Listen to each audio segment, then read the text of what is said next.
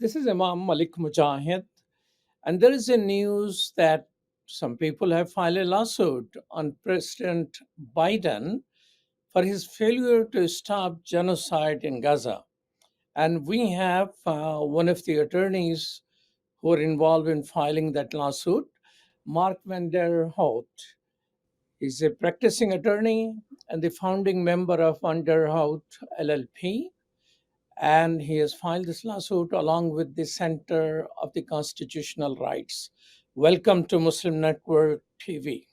Thank you very much, Malik. Appreciate you having me. So, what is this lawsuit against President Biden? What does it mean for his failure to stop genocide in Gaza?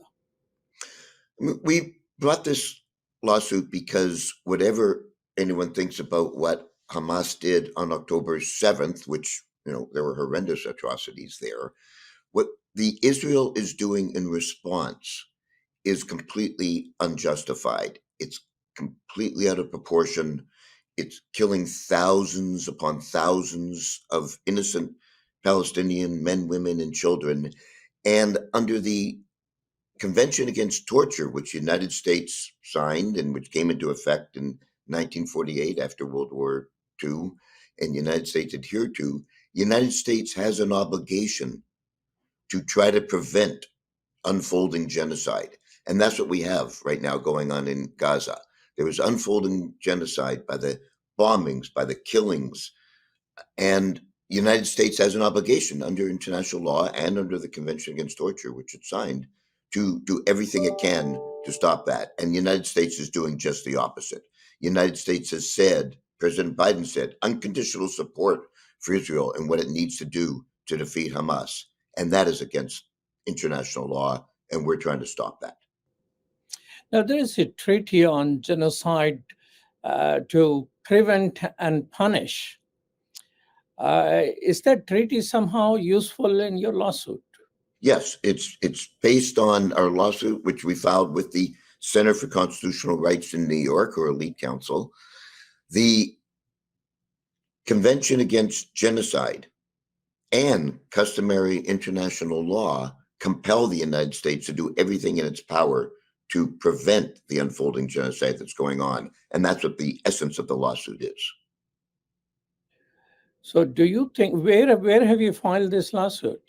The lawsuit is filed in the San Francisco, in the Northern District of California, in district court and federal court in California, but it's under federal law, and a United States District Court judge is going to decide this issue ultimately.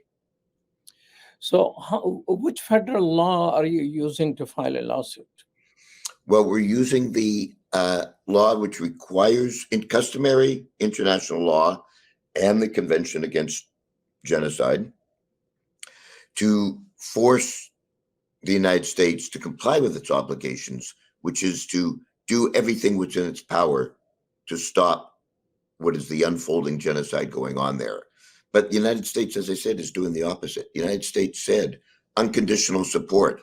President Biden is saying, we hope that Israel will take more precautions to not kill civilians. We hope that there will be a pause. We hope. The United States has the ability. They have the financial power. They have the political power, and they are not using it. The United States, at the same time, President Biden is saying, we hope Israel will take in consideration the lives of civilians. The United States is saying we're going to give billions upon billions of dollars to Israel in its effort to wipe out Hamas. And the United States has the power to withhold that money and the political pressure, of course, over Israel. And it's not using it at all. And that's what we want the courts to now to force it to do under its obligations, under both the Geneva Convention and under customary international law. Lawsuit takes their time because courts are not just sitting there without doing anything. What do you expect? I mean, stopping genocide through a lawsuit, which, so when you expect the first hearing, and what are your expectation, how it will go? Well, we're going to be filing a preliminary injunction. We're doing this on an expedited track. We're going to do it as quickly as possible under the rules of court. And we hope to get a hearing towards the end of December, or early January, depending on when the judge is available. What outcome are you expecting from this lawsuit? Look, we understand that this is a political issue. The United States government is probably going to try to throw out the case, saying it's, judges don't have jurisdiction over it. It's a political question. But the reality is, under the law, the United States has signed an international agreement, the Convention Against Genocide, and under that, and under what's called customary international law, the law of nations, the way moral nations are supposed to behave, a judge has the power to force the United States to follow the law, both the convention and customary international law. Marc, don't you think presidents have immunities against lawsuits? I'm sorry, that who has immunity? President of the United States. We don't think so. The President of the United States is not above the law, nor is the Secretary of Defense, nor is anybody else we are suing in this. They have to follow the law. And Biden, just like I do and anyone else in the United States, has to follow the United States law. And the president is not doing that. So we have now have to resort to the courts, because President Biden has basically said, although he on one hand says, please, Israel, please stop killing civilians, he's not using his power to do so. And he's saying we're still going to give all the money, billions and billions of dollars, to Israel. If the United States uses financial pressure, its political pressure, there'd be a very different situation going on in Gaza right now.